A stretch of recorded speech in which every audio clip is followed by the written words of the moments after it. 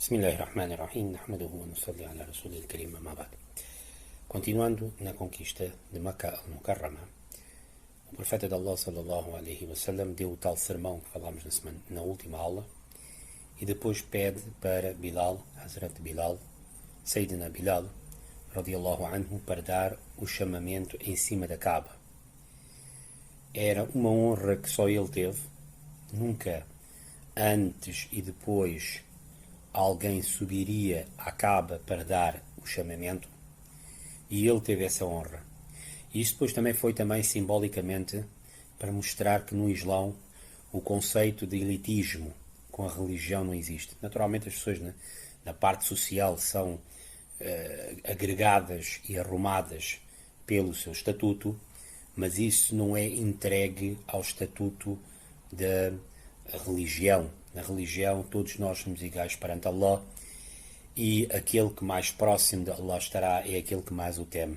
E aqui a Bilal, Sayyidina Bilal, um abissínio, portanto escravo, ex-escravo, sem família, portanto ele tinha tudo para não ser da elite, ele teve este prémio, algo que nenhum outro teve. E por essa razão há um provérbio, há uma máxima que se diz Al-jaza'u min jinsil amal, que o prémio é dado de acordo com a ação. Quanto maior for a ação, maior efetivamente é o prémio. Quando ele está a dar o chamamento, há alguns indivíduos, ainda não muçulmanos, como por exemplo Harith bin Hisham, que era o irmão de Abu Jahl, estava com Itab bin Asid, um outro indivíduo também da elite, e Abu Sufyan, não se esqueçam que Abu Sufyan ainda é da elite. Eles estão a conversar e Itab, no meio do Adhan, está a dizer que ainda bem que o meu pai não está vivo para ver esse negro em cima da Kaaba. Portanto, era mais uma vez o racismo a vir ao de cima.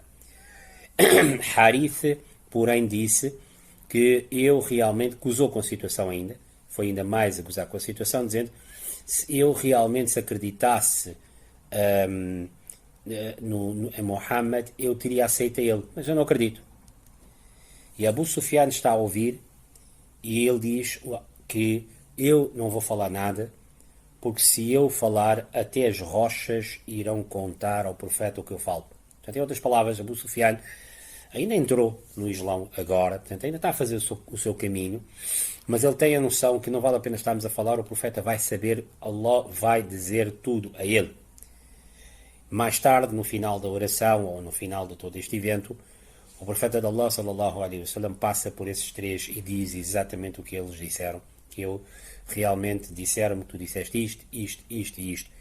E é aí que Hatib e Harith, quando percebem que, eles percebem claramente que este homem, como é que ele pode saber uma coisa dessas? Nós estamos a falar entre os três, e eles percebem que não, isto é mesmo da parte de Deus, e o Deus verdadeiro está mesmo com ele, eles aceitam o Islão. Mais tarde Harith vai narrar um hadith que virá no Al-Bukhari, onde ele vai perguntar ao profeta de Allah sallallahu alaihi wasallam como é que ele recebia a revelação.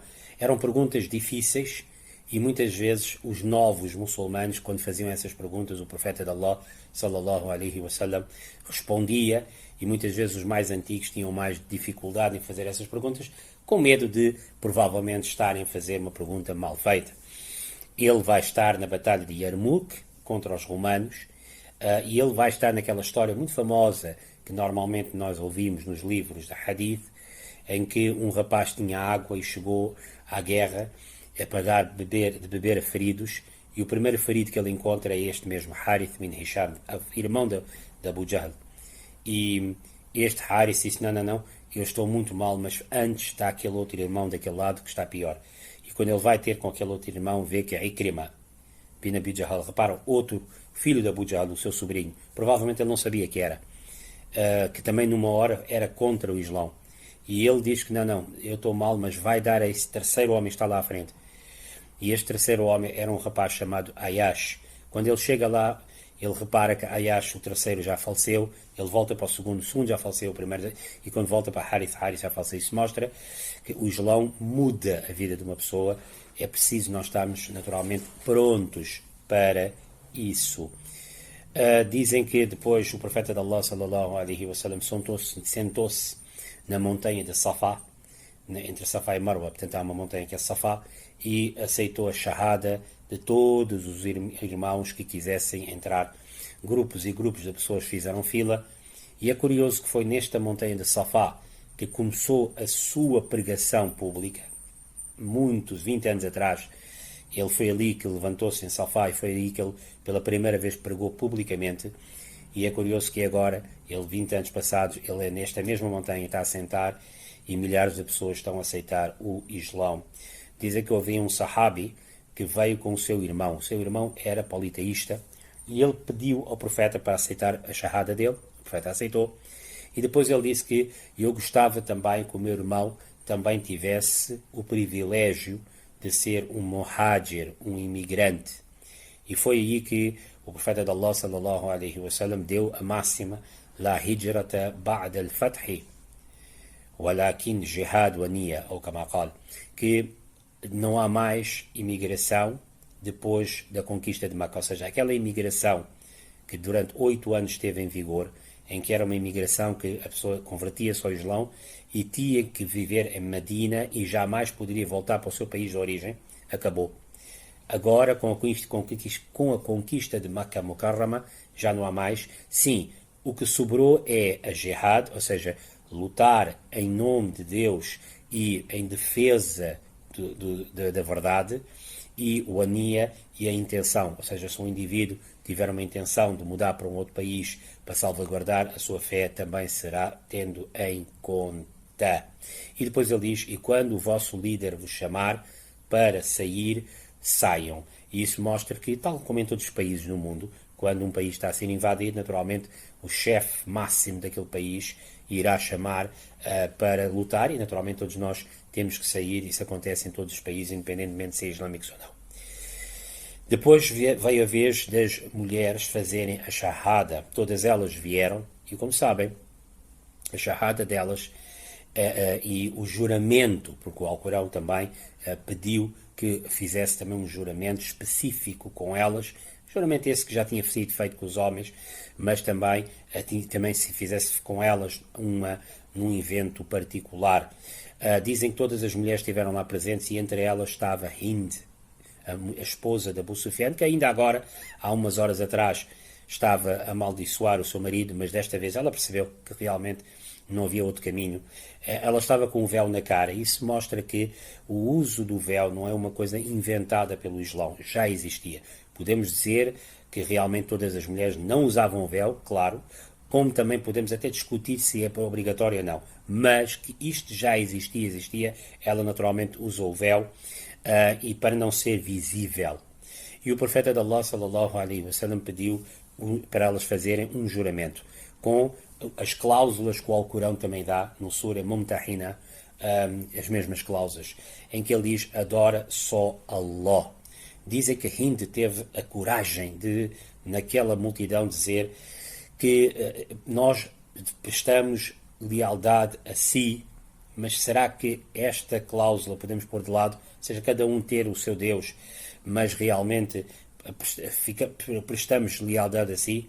Mas como ela viu que ninguém realmente respondeu, ela disse: tudo bem, pronto, eu também vou aceitar, e aceito um só Deus. É aí que ela realmente, publicamente, mostra o seu consentimento ao monoteísmo. Por isso é que nós dizemos, ela torna-se uma sahabia, e apesar de todos os problemas que houve no passado, nós naturalmente relatámos esses problemas não para falar mal dela nunca, mas para explicar a história. No fim, ela terminou bem, e no fim ela tem todo o nosso respeito. Número 2, o profeta disse: não roubarás. E, mais uma vez, Hind, era preciso haver mulheres assim, se formos ver bem, que fizessem perguntas. Ela levantou a mão e disse que ela ainda está tapada, eu costumava roubar o meu marido, ou seja, Abu Sufyan sempre que tinha alguma coisa nos bolsos, eu roubava. Abu Sufyan, percebendo que ela é Hind e não querendo realmente que o profeta visse que ela era Hind, disse, mas levantou-se logo, ou então para não criar mais confusão e embaraçamento, Abu Sufyan levantou-se e disse: sim, mas estás perdoado, não tens problema. Portanto, tu não te preocupes, tudo que roubaste também está perdoado. E é aí que o profeta percebe que esta mulher é Hind. Vejam que há um dado muito curioso. O profeta de Allah, sallallahu alaihi wasallam, sabia muitas coisas. Já vos contei N histórias de coisas que aconteceram e o profeta, sallallahu alaihi wasallam, sabia. Pessoas que vinham matá-lo e ele dizia, tu vieste-me a matar. E aqui ele realmente, Hind está à frente dele, tapada, mas ele não sabe que ela é Hind. Portanto, há aqui uma pergunta que os islamofóbicos normalmente levantam, ou os académicos também podem levantar, que é como é que aqui ele não percebe, ele não percebeu que era ela, e há tanta coisa que ele sabe, tanta coisa que ele já descobriu sem realmente ter visto. A resposta que dão é que o profeta de Allah, sallallahu alaihi wasallam, tudo o que sabia, todas as informações que sabia através de Allah. Allah lhe dizia. Ou através de Gabriel, muitas vezes vocês vão ver que Gabriel chegava e dizia, ou diretamente Allah lhe dizia. E o que Allah não queria que ele soubesse, ele não sabia. Portanto, isso mostra que o profeta sallallahu alaihi wasallam era um homem, era um ser humano, não era Deus, não é um Deus a andar na terra, que sabe tudo. Ele sabe apenas aquilo que Allah sabe. Essa é a diferença que o Islão tem com as outras religiões, as outras fações que divinizam a ele, dando a ele esse conhecimento de tudo e mais alguma coisa, de tudo que está oculto. Tudo o que ele soube, Allah lhe disse. E aqui, Allah não lhe disse que ela era Hind, então ele não sabia. Portanto, aqui nós não entendemos que os muçulmanos não precisam de estar a tapar tudo, não. Temos que aceitar que o profeta era um homem, era um ser humano, sim, para nós o melhor de todos os seres humanos, e tudo que ele soube vinha da parte de Allah. Aqui Allah não lhe disse, Allah saberá melhor.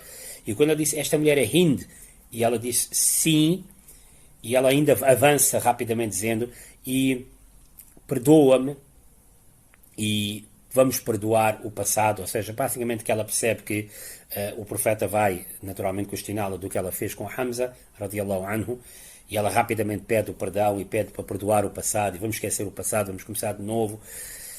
E o profeta sallallahu alaihi wasallam fica em silêncio. Isso mostra que, primeiro, a dor que ele sentia pelos outros era maior do que a dor que ele sentia para ele. A morte de Hamza tocou-lhe muito, mas como realmente era uma situação que aconteceu a ele, naturalmente ele perdoou, não havia mais terceiros envolvidos, e também aquilo foi acontecendo numa batalha, e a shahada naturalmente limpa tudo, mas ele ficou em silêncio, e o silêncio mostra que, apesar de ele perdoar, a mágoa estaria lá. Portanto, de uma forma muito eloquente, ele mostrou ainda que eu realmente perdoo-te, mas não pensa que o que aconteceu realmente eu esqueci-me, ou seja, não vou fazer nenhum mal a ti, mas eu continuo efetivamente magoado.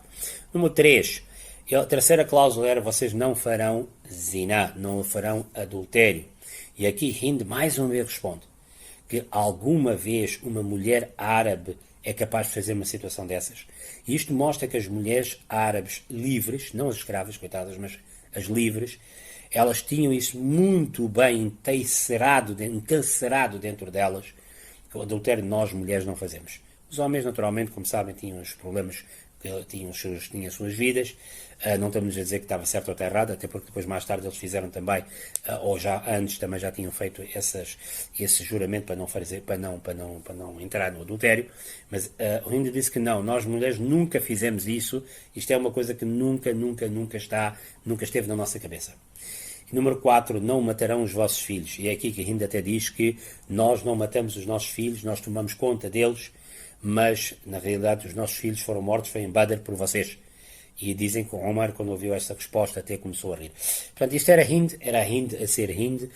Naturalmente, mais tarde, ela, como disse, ela entra agora no Islão, é a nossa sahabia, e nós naturalmente temos respeito por ela, mas era preciso haver pessoas assim, e dizem que ela depois vai continuar a sua vida normal, e vai haver um hadith em que ela até própria vai dizer que ao profeta de Allah, sallallahu alaihi wasallam, que antes quem mais eu odiava e a família que eu mais odiava era a sua, e era assim, e hoje quem mais eu amo e a família que eu mais eu amo é assim. Portanto, no fim, ela entrou na vida, e o que interessa realmente é que no fim as pessoas entram no bom caminho. Depois dizem que o profeta de Allah, sallallahu alaihi wasallam, pediu Omar, Sayyidina Omar, para fazer o juramento. Isso mostra que aqui o profeta não fez o juramento com as senhoras, porque ele, primeiro que tudo, ele entregou a Omar para fazer esse trabalho, mas sem nunca tocar nelas. Normalmente o juramento, quando era feito entre os homens, eles seguravam as mãos uns dos outros. Mas nas mulheres, ele nunca tocou na mão ou no corpo de uma mulher que não fosse a sua esposa ou sua familiar. E também há quem diga, e é quase unânime, que Sayyidina Umar também, quando fez o juramento com elas e também não tocou em ninguém, foi segurando um lençol. Porque é que ele pediu a Omar? Muito provavelmente, Omar radiallahu anhu vai reinar, como ele vai reinar depois da morte de Nabi Pak sallallahu alaihi wasallam, como sabem, Abu Bakr vai reinar durante 2 anos e ele vai fazer 10 anos, era de uma certa maneira preparar as mulheres também, pode ser que seja por isso, preparar as mulheres para este verdadeiro líder, porque na realidade Sayyidina Abu Bakr vai estar 2 anos, mas vão ser 2 anos muito difíceis por causa de problemas civis, por causa de guerras civis, e quem vai realmente expandir o Islão e montar toda a estrutura social do Islão seria Omar. Muito provavelmente pode ter sido por causa dessa situação. Não é porque o profeta não quis estar com ela, não, até porque sei tanto ele como Omar não tocaram nelas durante o juramento. E isto é a regra geral, que não se toca numa mulher, portanto, em qualquer situação, tirando se for a sua mulher ou se for efetivamente uma família, uma senhora de uma família.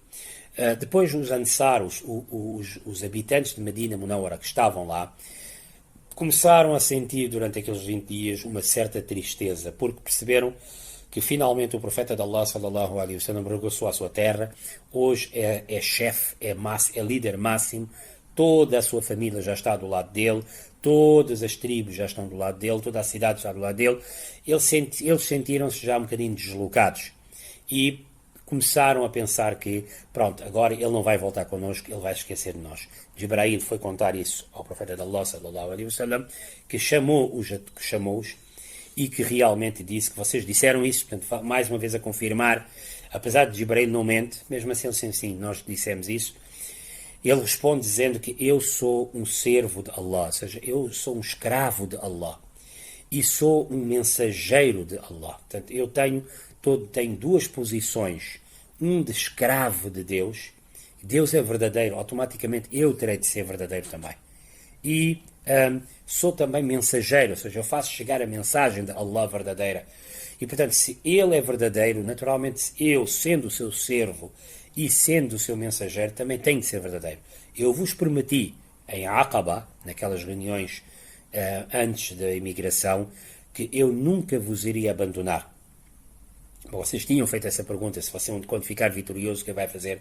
E na altura eu tinha-vos dito que o meu sangue é vosso sangue, a minha vida é a vossa vida, a minha morte é a vossa morte. Portanto, não sei porque é que vocês estão preocupados. Eu vou estar com vocês, eu vou voltar com vocês. E o certo é que foi isso que Nabi Pak sallallahu alaihi wasallam fez e regressou com eles. Naturalmente ele vai regressar mais tarde para Medina Munawara e até hoje toda a cidade de Medina Munawara tem esta honra que tem dentro de si sepultado o seu mestre, o chefe, o profeta, o mensageiro de Allah, sallallahu alaihi wasallam, e trilhões de pessoas que vêm fazer a imigração, fazem essa imigração e, apesar de Medina não estar no roteiro da imigração, fazem esta viagem de 400 km para Medina. Curiosamente, é onde hoje nós estamos a fazer hoje o direto e esta aula, que Allah nos traga mais vezes, inshallah, a vós e a mim também. E a cidade de Medina Munawara ficou sempre, para sempre, no coração do profeta de Allah sallallahu alaihi wasallam, e o certo é que lá, é cá, eu estou a falar diretamente de Medina Munawara, que Allah nos traga sempre, que ele está sepultado e é daqui onde ele ficará até os últimos dias deste mundo, inshallah. E então, os Ansar, naturalmente, quando ouvem esta sua posição firme, choram, pedem desculpas e, naturalmente, ficam todos felizes. Dizem que, historicamente, Nabi Pak sallallahu alaihi wasallam ficou 3 semanas em Makkah Mukarrama e havia, naturalmente, ainda algumas pessoas que se foram convertendo. Temos algumas histórias como Fudala bin Umair, que era um jovem que, ainda naquela altura, tentou assassinar o profeta de Allah sallallahu alaihi wasallam. Ele esperou que ele fosse até a Kaaba para fazer a tawaf, a volta à Kaaba, e aproximou-se. E quando se aproxima, o profeta olha para ele e diz: Fudala, como é que é? Tu que é que vieste cá fazer? Ele disse, nada, nada, nada, nada, nada. E o profeta sallallahu alaihi wasallam diz, não, não, diz lá, diz lá. E ele diz, não, não fez nada, não fez nada, não fez nada, porque ele percebeu que foi apanhado. O profeta sorri, ou ri-se, ou seja, o rir do profeta era uma espécie de um sorriso grande, e põe a sua mão no peito deste Fudala, e Fudala próprio diz, quando conta as suas memórias, que naquele momento todo o amor do profeta sallallahu alaihi wasallam entrou dentro de mim e eu comecei a amá-lo e fiz a shahada. Safwan bin Umayya também é outro. Lembram-se que ele era filho de Umayya bin Khalaf. Ele estava muito, muito, muito triste pelo tudo que tinha acontecido. Ele fugiu e ele disse que ele decide suicidar-se. Ele chega até Jeddah para se suicidar. Agora lembram-se que o primo dele, Umayr bin Wahab, que era o tal rapaz que eles eram amigos e ele tinha pedido ao Umayr que, olha, Umayr vai tentar assassinar o profeta, se assassinares a ele, eu vou tomar conta da tua família. E o Umayr, quando foi lá para tentar matar, o profeta lhe disse, olha, eu ouvi se vocês planearam isso, e o Umayr converte-se. Este próprio Umayr também diz que pede licença para ir tentar salvar Safwan. E ele leva o turbante do profeta, sallallahu alaihi wasallam, como uma espécie de sinal simbólico que o profeta estava-lhe a chamar. Ele encontra Safwan em Jeddah, e Safwan está muito chateado, muito zangado, há uma conversa entre eles, e ele consegue convencer Safwan a voltar, mostrando o turbante, dizendo, vem, eu estou-te a dar a ti proteção e guarida. Ele, quando volta realmente a Makkah Mukarrama, dizem que ele está no seu cavalo, e ele grita, Ya Muhammad, portanto ainda está no seu cavalo com medo de que se calhar o profeta ia dizer não, vais-me dar proteção ou não? E o profeta disse que sim, eu vou-te dar. E ele pede 2 meses de proteção. E o profeta dá-lhe 4 meses de proteção, ele senta, desce e sai e não se converte ainda. Dizem que o profeta sallallahu alaihi wasallam, e reparam, o Islão, nós queremos muito que as pessoas convertem-se, mas nós temos que perceber que há pessoas que ainda não estão preparadas ainda. E as pessoas têm que entrar pela sua livre vontade. O profeta sabe que Safwan tem muito armamento e vai haver agora uma guerra à frente, em Taif e em Hunain, e pede empréstimo deste armamento a Safwan, dizendo que, olha, empresta-nos este armamento e nós, em troca, vamos pagar o empréstimo. E ele, naturalmente, empresta muito armamento, entre os quais 100 armaduras, um casaco de armadura. Dizem que ele acompanha, Safwan não é muçulmano, mas acompanha o exército até Hunain, e no final da guerra, quando eles ganham, ele vê uma parte do despojo muito grande. Ele diz que isto é muito despojo. Ele pensa que é todo o despojo, mas é só apenas uma parte, onde tu tens milhares de gado, animais, material, e ele olha para aquilo e diz, pá, isto aqui é realmente uma parte muito grande. Nunca eu vi tanto despojo na minha vida. E é aí que o profeta sallallahu alaihi wasallam olha para ele e diz, Safwan, isto é tudo para ti. Tudo que tu nos emprestaste a nós estamos-te a pagar isto tudo, leva. Agora repara, ele deu mais do que ele emprestou. Como nós já falamos na aula, que os juros é quando você obriga a receber mais. Mas se uma pessoa, se tu emprestas algo a alguém e este alguém te paga e depois paga-te mais, isto é entre ele, isto não é juros. Juros é quando você obriga a pagar mais do que aquilo que deixa. Ele diz, toma, isto é tudo teu. E é aí que Safwan finalmente cai a ficha, e ele diz que só um profeta pode dar tanto como você está a dar. Depois de tudo que nós efetivamente fizemos, um homem normal não faria isso, e é aí que ele faz a shahada, ele aceita o Islão, e dizem que mais tarde também ele vai falecer como um shahid. Para a semana, inshallah, iremos falar também ainda sobre mais alguns homens, Suhail bin Amr, e também a conversão do pai de Abu Bakr radiallahu anhu, Abu Quhafa, inshallah, e mais uma duas outras pessoas também que são histórias dignas de serem mencionadas, para depois partirmos para um novo tema. Que Allah nos aceite. Wa akhiru da'wana alhamdulillahi rabbil alamin wa sallallahu ta'ala sayyidina Muhammad wa ala alihi wa sahbihi.